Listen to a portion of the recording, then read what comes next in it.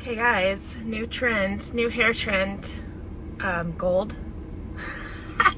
But I did just get my hair done and it's more blonde.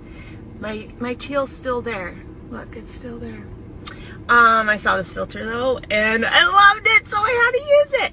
And I initially came on here though, not to talk about my hair, but to talk once again, I only did maybe once or twice about this bad boy, but this is the Pop Babies blender, portable blender, and I love it. So I just got done at the gym and I just take this with me in the car. I don't put my protein powder in until I'm ready to drink it. So I take this to the gym, do my workout. I have my almond milk in there, whatever you want. I have it in there, take my protein powder, put it in, blend it up, and it's awesome.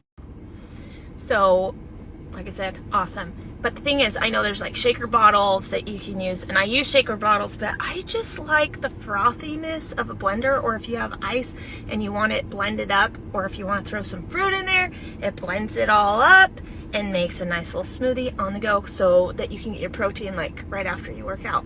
And it's like, it's awesome, okay? But I'll put a link on here for you.